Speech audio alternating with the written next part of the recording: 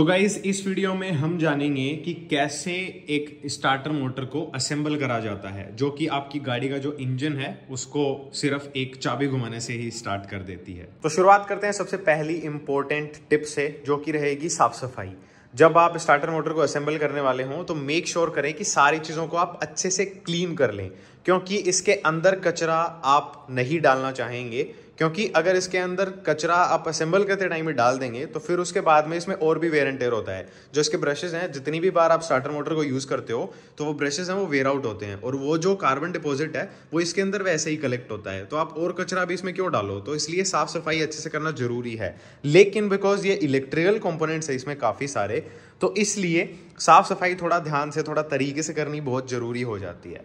तो सबसे पहली चीज रहेगी, जितने भी इलेक्ट्रिकल आइटम्स हैं जैसे कि सोलेनोइड स्विच हो गया, आर्मेचर हो गया, हमारे जो ब्रशेस हैं वो हो गए, या फिर जो मैग्नेटिक फील्ड वाला जो एरिया है जो हाउसिंग है उसका वो हो गया, इन सब को हम नॉर्मल कपड़े से या फिर कंप्रेस्ड एयर से ऐसी चीज़ों से ही साफ करेंगे या ब्लो आउट करेंगे। इन पर पानी, केरोसिन, डीजल, पेट्रोल हमें कुछ नहीं लगाना है। मैं तो बिल्कुल भी आपको सजेस्ट नहीं करूंगा कि आप इस टाइप का मटेरियल इन चीज़ों पर यूज़ करें। तो फिर जो बची हुई चीज़ें हैं उन पर क्या करना है? वेल, जैसे कि हमारी हाउसिंग हो गई तो इसमें कोई भी ऐसा पार्ट नहीं है जो कि केरोसिन वगैरह से डैमेज वगैरह हो सकता है। तो इसको आप केरोसिन से, डीजल से क्लीन कर सकते हैं। उसके बाद में पानी वानी मार के अच्छे से हवा से इसको सुखा करके यूज़ करना है। इसको गीला या डीजल में सना हुआ काम में नहीं लेना है।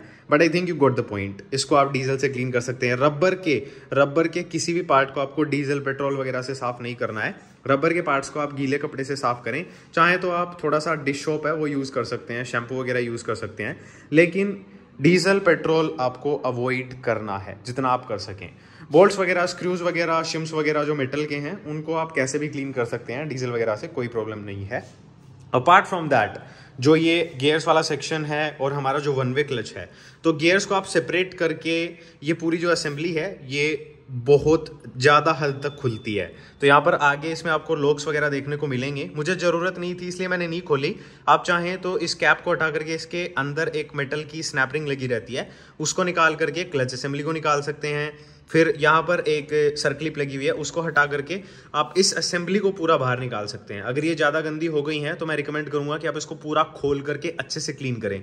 बट मेरी वाली जो स्टार्टर मोटर है वो सिर्फ 10,000 किलोमीटर चली हुई गाड़ी की है, जो कि 3 महीने पुरानी गाड़ी है। तो इसलिए ये ज़्यादा गंदी नहीं थी, तो इसलिए इसको मैंने ऐसे क्लीन करा है। हालांकि इतनी जल्दी स्टार्टर मोटर है उसके ब्रशेस वगैरह डैमेज नहीं होने चाहिए, आई नो दैट, बट मेरी एक स्टूपिड सी मिस्टेक की वजह से ऐसा हो गया, इसलिए मुझे इसको खोलना पड़ा और ये जो ब्रश असेंबली है ये इसकी चेंज करनी मुझे पड़ रही है। लेकिन क्लीनिंग की बात आ रही है तो जो वन वे क्लच है उसमें काफ़ी अंदर की साइड सेंसिटिव मटेरियल्स होते हैं, उनको अगर आप डीजल, पेट्रोल वगैरह से क्लीन करेंगे तो चांसेस है, मैं ये नहीं बोला 100%, बट चांसेस हैं कि ये डैमेज हो सकता है। तो रिस्क क्यों ही लेना। तो इसलिए वन वे वाला जो एरिया है उसको आप ज़्यादा से ज़्यादा अगर करना चाहें तो गीले कपड़े से साफ करके कंप्रेस्ड एयर से ब्लो आउट कर सकते हैं। That's it. बाकी का जो सेक्शन है, जो गियर्स वगैरह हैं, उनको आप डीजल वगैरह से क्लीन कर सकते हैं, कोई प्रॉब्लम नहीं है। लेकिन इसमें यहाँ पर 3 रबर के ग्रोमेट्स या फिर डैम्पर्स वगैरह कुछ भी समझ लो वो लगे हुए हैं, उनको आप मेक श्योर करें कि डीजल, पेट्रोल, केरोसिन से बचाएं। तो ये तो हो गई साफ सफाई की बात। आई नो काफ़ी टीडियस प्रोसेस है क्लीनिंग की, लेकिन ट्रस्ट मी गाइज, अगर आप इसको अच्छे से क्लीन करके फिट करेंगे तो ये बहुत साल तक चलेगी स्टार्टर मोटर। उसके बाद में नंबर 2 पार्ट आता है ग्रीसिंग। जितने भी रोटेटिंग पार्ट्स हैं जैसे कि गियर्स वगैरह हो गए या फिर ये वाले जो कॉपर के जो बुशिंग्स हैं जो कि एक तरीके से बैरिंग का ही काम करते हैं, ये हो गए छोटे छोटे ऐसे पार्ट, उनको नॉर्मली ग्रीस करना है। स्टार्टर मोटर के अंदर ज़्यादा ग्रीस की लीपापोती नहीं करनी है, because again as I said कि जो ब्रशेज हैं उनका कार्बन है वो वेयर आउट होता है और फिर वो जाकर के ग्रीस वगैरह पर ही चिपकेगा। अब यहाँ पर मैंने ठीक ठाक ग्रीस यूज़ करा, उसके पीछे का रीज़न ये है कि ये जो आपको दिख रही है ये इसकी कैप है, तो ये जाकर के यहाँ पर लग जाएगी और ये सील हो जाएगा, तो इसलिए ऐसा मैंने करा है। लेकिन अगर आप इन चीज़ों पर देखेंगे तो मैंने ना के बराबर ग्रीस यूज़ करा है। यहाँ पर मैंने ग्रीस यूज़ करा है बिकॉज ये रोटेटिंग असेंबली है, ये बैक एंड फोर्थ मूव करती है और इसके स्मूथ ऑपरेशन के लिए इसमें ग्रीसिंग करना जरूरी है। हालांकि मैंने थोड़ी सी ज़्यादा करी है, आप चाहें तो कम कर सकते हैं।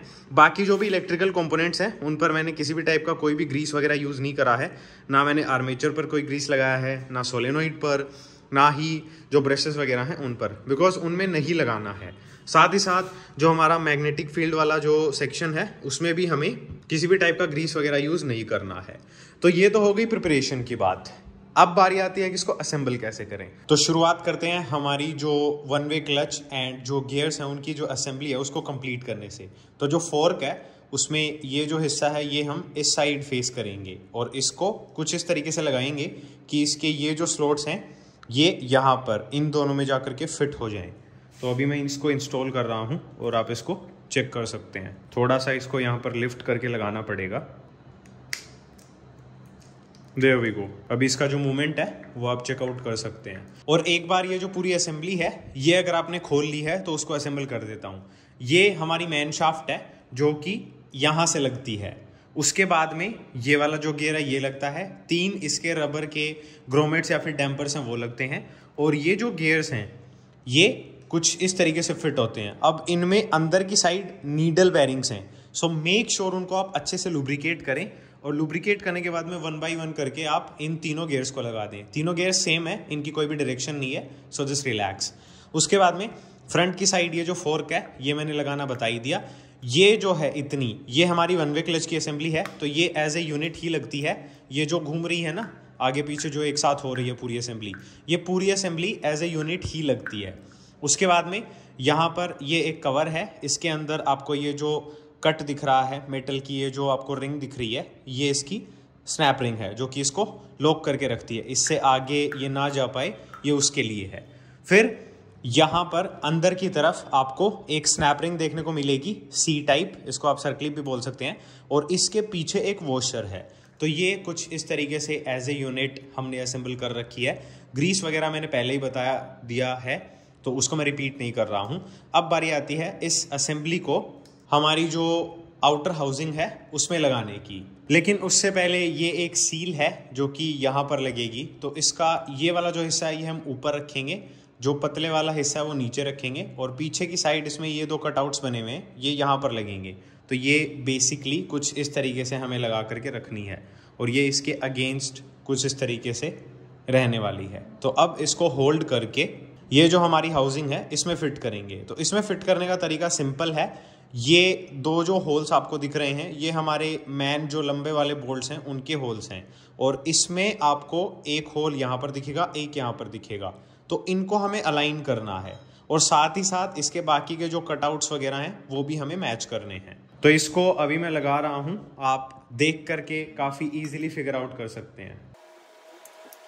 हमारी जो असेंबली है वो हाउसिंग में कुछ इस तरीके से लगी है। फिर बारी आएगी इसकी जो कवर प्लेट है उसको लगाने की। और इसको लगाना काफ़ी सिंपल है। आपको सिंपली ये जो 2 होल्स हैं इनको यहाँ पर जो 2 बोल्ट होल्स हैं उनके साथ अलाइन करना है। और ये एक ही साइड अलाइन होंगे, अगर दूसरी साइड आप अलाइन करने जाएंगे तो ये फिट ही नहीं होगा। अभी ये प्रॉपर्ली अलाइन हो चुके हैं तो हम इसको पुश कर सकते हैं। और लगने के बाद इसके जो लॉक्स वगैरह हैं और जो कटआउट्स वगैरह हैं वो कुछ इस तरीके से दिखते हैं। और फिर जो नेक्स्ट स्टेप रहेगा वो रहेगा हमारा जो सोलेनॉइड स्विच है उसको लगाने का। तो इसको लगाने का तरीका सिंपल सा है। इसमें आपको टोटल ये 3 पार्ट्स मिलेंगे निकलने के बाद, इससे ज़्यादा इसमें आप कुछ भी डिसमेंटल नहीं कर सकते हैं। तो ये जो स्प्रिंग है ये यहाँ पर लगेगी कुछ इस तरीके से और उसके ऊपर लग जाएगा हमारा ये मेटल वाला पार्ट। और इसमें ये जो आपको कट दिख रहा है ये एक तरीके से हुक का काम करता है। ये बेसिकली हमारा जो फोर्क है इसमें जा करके लगेगा।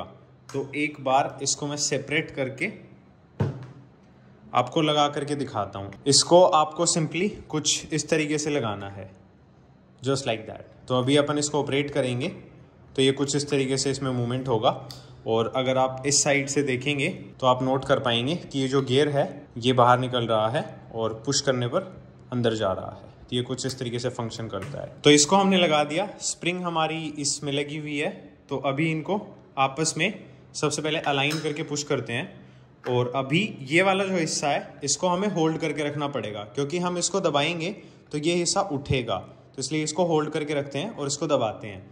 अब इसको टाइट करने के लिए इसकी डायरेक्शन है, इसकी डायरेक्शन कुछ इस तरीके से है कि जो ये छोटे वाला जो नट है ये बाहर की तरफ रहेगा, ये दोनों कुछ इस तरीके से रहेंगे। तो अभी इसको ऐसे के ऐसे होल्ड करते हुए इस साइड से हमें इसके 3 जो स्क्रूज हैं वो लगाने हैं। इसके जो होल्स हैं वो भी आप देख सकते हैं प्रॉपर्ली मैच हो रहे हैं। तीनों जो स्क्रूज हैं वो लगा करके प्रॉपर्ली टाइट कर दिए हैं। ये टॉक्स वाले स्क्रूज हैं, सो मेक श्योर इनके लिए आप जो अप्रोप्रिएट टूल है वही यूज़ करें। एंड विद दैट डन, अब बारी आती है हमारी जो हाउसिंग है उसको लगाने की।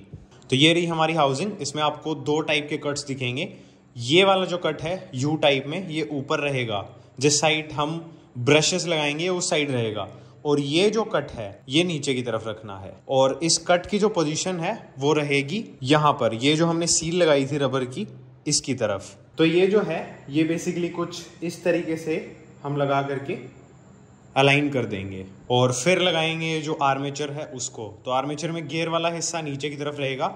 अब यहाँ पर एक चीज़ हमें करनी पड़ेगी, वो ये कि ये जो गियर्स हैं सबसे पहले तो इनको हल्का सा ग्रीस करना है। और ये जो गियर्स हैं इनको अंदर जो ये 3 जो छोटे गियर्स हैं उनके जो सेक्शंस हैं उनके साथ अलाइन करना पड़ेगा। यूजुअली ईजिली हो जाता है, अगर ना हो तो आप इस साइड से ये जो गियर है इसको रोटेट करके भी उनको जो है अलाइन कर सकते हैं। तो अभी जो आर्मेचर है उसको मैं यहाँ से पकड़ रहा हूँ। इसका मैग्नेट बहुत स्ट्रॉन्ग होता है, तो ये जैसे ही हम यहाँ पर लगाएंगे ये अंदर की साइड खींचेगा। तो मेक श्योर आप अपना हाथ वगैरह ना तुड़वा लें, मतलब टूटे तो क्या होगा लेकिन उंगली तो आ ही जाएगी। तो हमारी हाउसिंग लग चुकी है, आर्मेचर लग चुका है। तो अभी बारी आती है जो ब्रशेस हैं उनको लगाने की, जो कि बिना इस टूल के पॉसिबल नहीं है। तो अगर आप ब्रशेस की जो असेंबली उसको चेंज नहीं कर रहे हैं तो फिर आपको ये जो टूल है इसको अरेंज करना पड़ेगा। ये बेसिकली एक प्लास्टिक की शेप है जिसने इन चारों ब्रशेस को, क्योंकि इनमें स्प्रिंग्स आती हैं और उनकी टेंशन काफी ज्यादा होती है। अब 2 स्प्रिंग्स तो आप पकड़ सकते हो लेकिन 4 कैसे पकड़ोगे? और अगर 2 जने मिलके पकड़ोगे तो फिर इतनी जगह नहीं रहेगी कि आप आर्मेचर को फिट कर सको। तो इसलिए ये टूल जरूरी है। हाउसिंग तो आप पुराने वाले भी काम में ले सकते हैं, लेकिन ये आपको लगाना पड़ेगा। तो ये इसमें लगाया ही आया है, इसको मैं छेड़ नहीं रहा हूँ। इसकी डायरेक्शन बता देता हूँ। इसमें अगर आप देखेंगे तो ये जो यू है ये बना हुआ है, तो ये यू हमें इसका जो यू है उसके साथ अलाइन करना है। और ये बेसिकली कुछ इस तरीके से जाकर के लग जाएगा। तो इसको मैं केयरफुली लगाता हूँ क्योंकि एक ही चांस मिलेगा। इसको यहाँ पर रखते हुए मैं ये जो टूल है इसकी हेल्प से अपनी जो असेंबली है उसको इंस्टॉल करने की कोशिश करता हूँ। देखा इसकी हेल्प से कितनी आसानी से लग गए, वरना नानी याद आ जाती इनको लगाने में यार। तो अभी जो बैक प्लेट है वो लगानी है, लेकिन उससे पहले मैंने ये जो वायर निकला हुआ था ये यहाँ पर हमारा जो सोलेनोइड है उसमें नीचे की साइड वाले जो टर्मिनल है उसमें लगता है, तो उसको वहां पर मैंने लगा दिया है। और जब आप ये कर लें तब ये जो प्लेट है इसमें ये जो साइड है नॉन पेंटेड साइड, इसको नीचे की तरफ रख के ये जो हिस्सा है जो कि अलग से निकला हुआ है इसको ये जो रबर की सील है इसकी साइड करके लगाना है। तो ये हमारा बेसिकली कुछ इस तरीके से लगेगा। फिर हम लगाएंगे इन दोनों होल्स में इन दोनों बोल्ट्स को। सबसे पहले इनको हैंड टाइट करेंगे, थोड़े से इनके जो थ्रेड्स हैं वो जब ये पकड़ लेंगे तब इनको प्रॉपर्ली टाइट कर देंगे। और बोल्ट्स जब प्रॉपर्ली टाइट हो जाएं तब यहाँ पर ये एक कटआउट है ये बाहर की साइड आ जाएगा। तो सबसे पहले एक शिम लगाएंगे यहाँ पर, उसके बाद में ये एक सी क्लिप है जो कि यहाँ पर कुछ इस तरीके से लग जाएगी।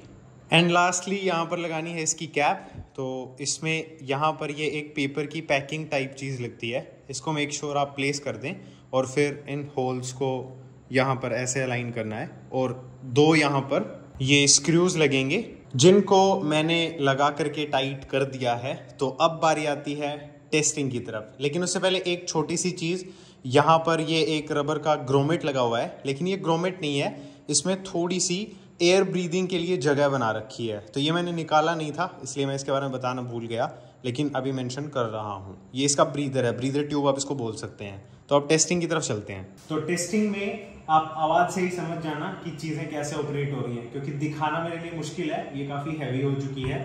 फिर ये जोड़ो, उसके बाद में इस सारी यूनिट को उठा करके कैमरे की तरफ मैं पॉइंट आउट नहीं कर पाऊंगा, लेकिन डोंट वरी, आवाज़ से आपको सेटिस्फैक्शन हो जाएगा। सबसे पहले जो स्टार्टर मोटर है उसकी आवाज़ सुनते हैं, क्योंकि रीबिल्ड हमने उसी को करा है। सोलेनोइड तो अपना सही ही था, लेकिन उसको भी चेक करा दूंगा, डोंट वरी। तो स्टार्टर मोटर को स्टार्ट करने के लिए सिंपली ये इसका पॉजिटिव प्रोब है और नेगेटिव इसमें कहीं पर भी हम ग्राउंड में दे सकते हैं, मतलब बॉडी में दे सकते हैं। तो नेगेटिव मैंने यहाँ पर लगा दिया। अब मैं इसको पॉजिटिव को टच कर रहा हूँ और आप आवाज़ सुनिएगा स्टार्टर मोटर की।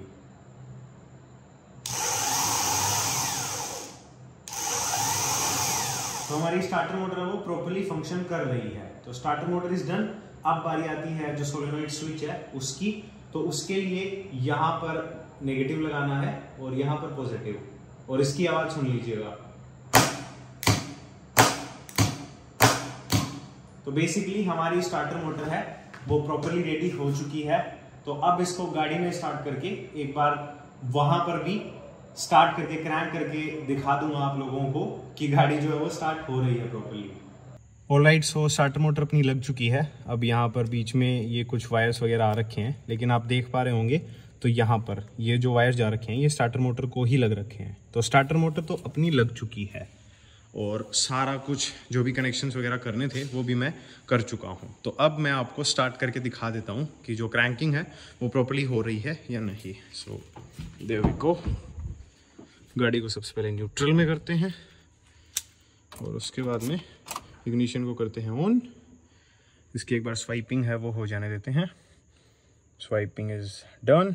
अब करते हैं इसको स्टार्ट और अपनी जो गाड़ी है वो हो चुकी है स्टार्ट। तो बस यार गाइस इस वाली वीडियो में इतना ही था।